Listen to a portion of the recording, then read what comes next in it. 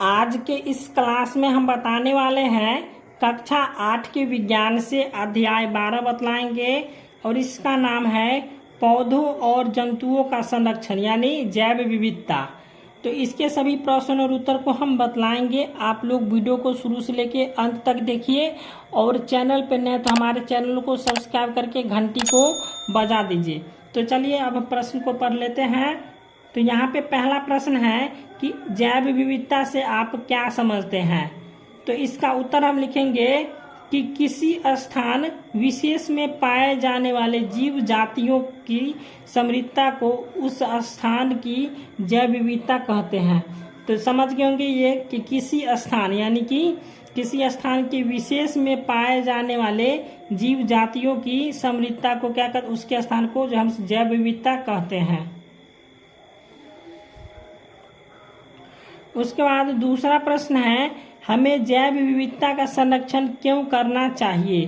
तो इसका उत्तर लिखेंगे कि जैव विविधता हमारा महत्वपूर्ण संसाधन है और इसके समाप्त हो जाने पर पर्यावरण अव्यवस्थित हो जाएगा तथा पदार्थों का चक्रण रुक जाएगा। इसलिए हमें जैव विविधता का संरक्षण करना चाहिए।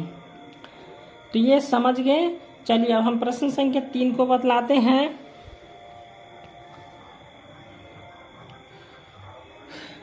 तीसरा प्रश्न है वन के विनाश के मुख्य कारण और प्रभाव बताइए।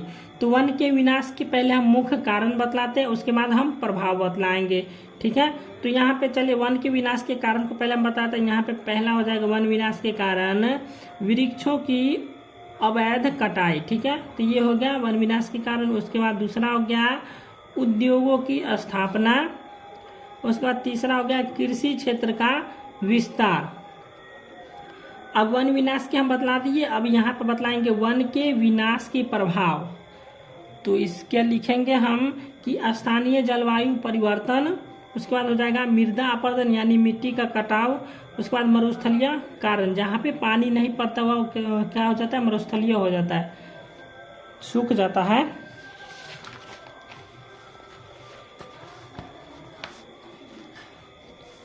उसके बाद चौथा प्रश्न है रेड डाटा पुस्तक क्या है।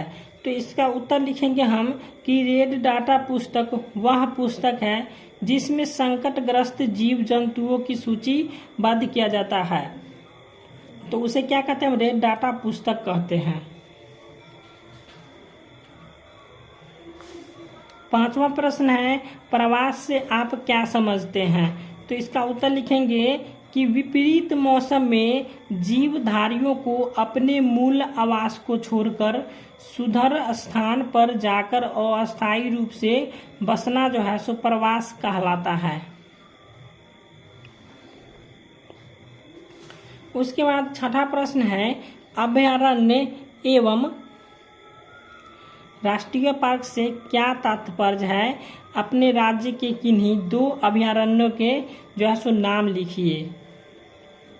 तो यहाँ पे इसका उत्तर हम लिखेंगे अभयारण्य वह क्षेत्र जहाँ वन्य प्राणी सुरक्षित और संरक्षित रहते हैं, वन्य अभयारण्य कहलाते हैं। तो वह क्षेत्र जहाँ वन्य के जीव और प्राणी जो है सुरक्षित रहते हैं उसे हम क्या कहेंगे, वन्य अभयारण्य कहेंगे। यानी वन्य का जंगल, अभयारण्य मतलब होता है जंगल।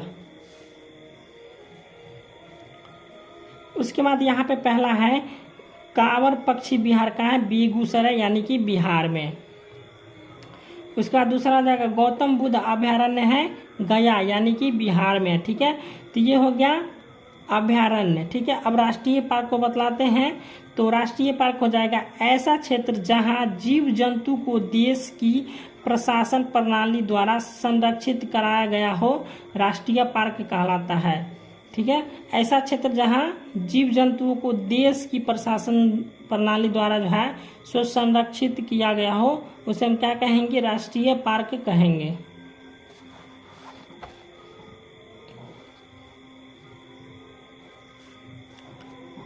सातवां प्रश्न है कि प्रोजेक्ट टाइगर के बारे में संक्षेप में बताइए। तो प्रोजेक्ट टाइगर को क्या करना है, यहाँ पे इसका उत्तर लिखेंगे कि बाघों की संख्या को बचाने के लिए सन 1972 ईस्वी में एक प्रोजेक्ट की शुरुआत की गई जिसे हम प्रोजेक्ट टाइगर कहते हैं, ठीक है, या कहा जाता है। फिर से इसको समझिए कि बाघों की संख्या को बचाने के लिए सन 1972 ईस्वी में एक प्रोजेक्ट की शुरुआत की गई जिसे प्रोजेक्ट टाइगर कहा जाता है। उसके बाद 8वां प्रश्न है, अपने घर या विद्यालय को हरा भरा रखने के लिए आप क्या कर सकते हैं? अपने द्वारा की जाने वाली क्रियाकलाप की सूची तैयार कीजिए। इसका क्या करना है, आपको खुद आंसर देना है, ठीक है।